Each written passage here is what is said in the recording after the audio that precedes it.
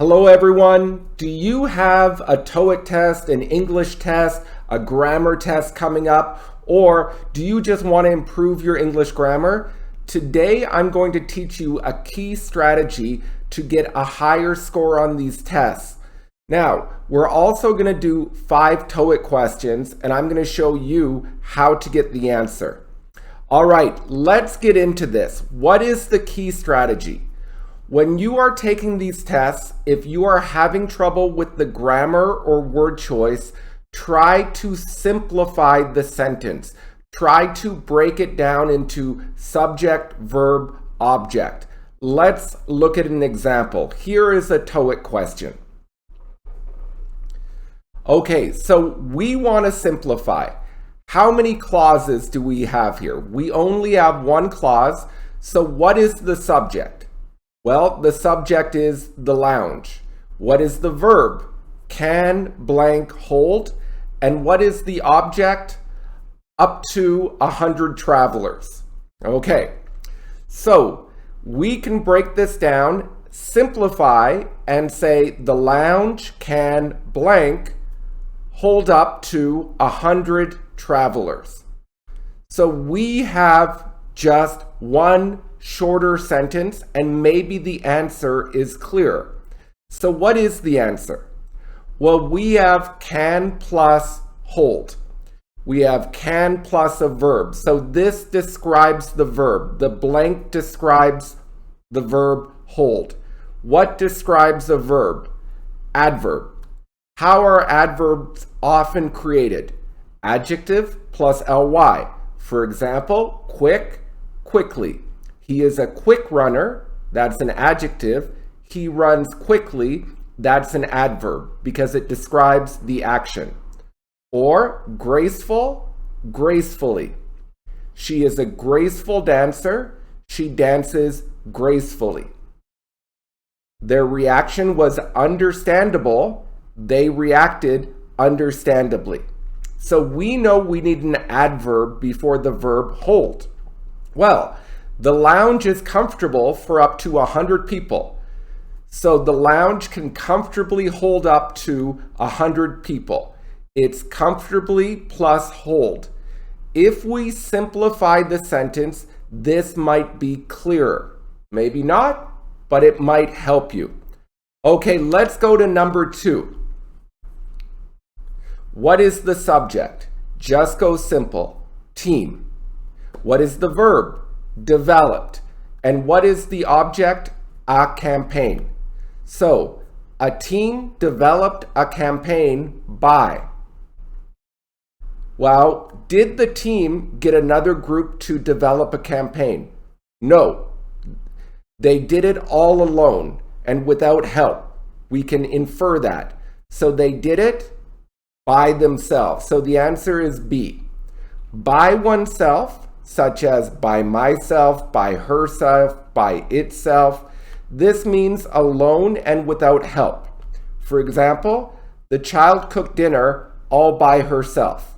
So she did it alone and she didn't get help. I watched TV by myself. I was all alone. Therefore, we can see here that they developed a campaign by themselves. They didn't get help. Number 3. Now, the subject here is volunteers. We see that. We do not have a verb. Providing in this sentence is not a verb for a main clause. For it to be a main verb, you would need is providing, was providing, are providing. Therefore, we do not have a verb yet. And our new simple sentence is volunteers blank buy their shirts. We've simplified. Now, key vocabulary here is the word distinguish. This is a verb. It means tell the difference between two things. Identify, differentiate. An example, many English learners find it hard to distinguish an L sound from an R sound. For example, braid, blade, braid, blade. It's hard for many learners to distinguish between these sounds. Or as a shopper, it's helpful to distinguish good quality from bad quality. Let's look at the forms. Someone distinguishes X from Y, or someone distinguishes between X and Y. Now, the adjective is distinguishable.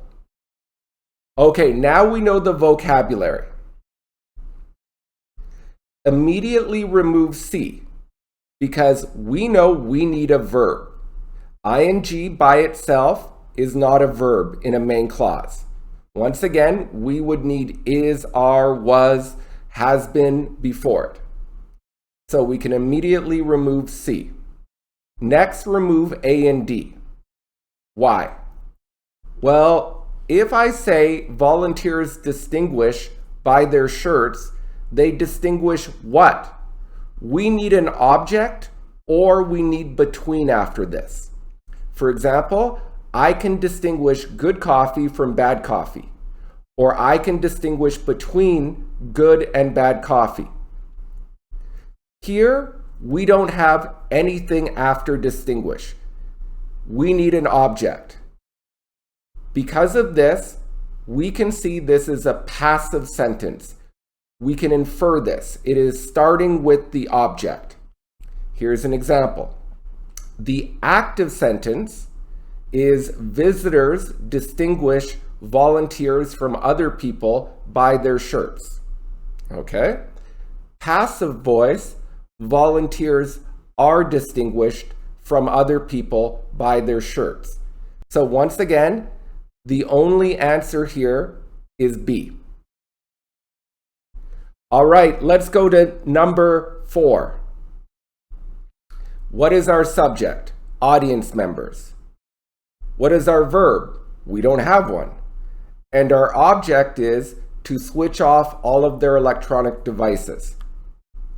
So if we simplify it, it is audience members blank to switch off all of their electronic devices. Immediately remove A and D because we need a verb. To verb or verb ing are not main verbs in independent clauses. So the answer is B or C. Well, remind needs someone receiving the reminder. For example, if I said, I reminded, you would say, you reminded who? Your friend? Your sister? A doctor? If I use C, there is no person here. Because we'll be reminding, which is active, we'll be reminding who? But we just have will be reminding to switch off. We need a person. Therefore, this is a passive sentence. The original is the theater reminds audience members to turn off their cell phones. Passive starts with audience members. Audience members are reminded to turn off their cell phones or switch off, doesn't matter. Therefore, the answer is B. Last one, number 5. Once again, we can simplify this. If we look at this, we have the verb is expected, the object to increase. We need a subject. What is expected to increase? Well, we need a noun, so immediately eliminate A. Attend is a verb, just a base verb. So that's gone. B, attendee, is a person who attends. It means one person. If you have more than one, you have attendees. For example, an attendee went to the concert. 8,000 attendees enjoyed the concert. We do not have an before it here. We don't have an attendee, plus the sentence would be a little bit strange if you said one person is expected to increase. But we need an. The same is true with C.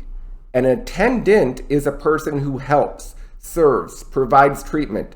For example, a flight attendant attends 2 passengers. Like attendee, it is countable. We don't have an before it, we don't have the before it, so grammatically, it is incorrect. Therefore, the answer is D, attendance. Attendance is a non-countable noun. It has two meanings. It means the number of people at an event. For example, the attendance at the hockey game was 16,000. 16,000 attendees enjoyed the game, or 16,000 people attended the game. Notice attendees is the person, attendance is just the number. Or you can use attendance to say you are in attendance. That means you are there. For example, I was in attendance at the hockey game. But these are non-countable nouns. It fits in this situation. So we're saying the number of people who attend, which is attendance, is expected to increase. We do not need an attendance because attendance is non-countable. Therefore, the answer is D. So as you can see, simplifying can sometimes help. Not all the time, but if you simplify the sentence, often the answer becomes much clearer. Well, please like, subscribe, and share, and have a wonderful day. Bye.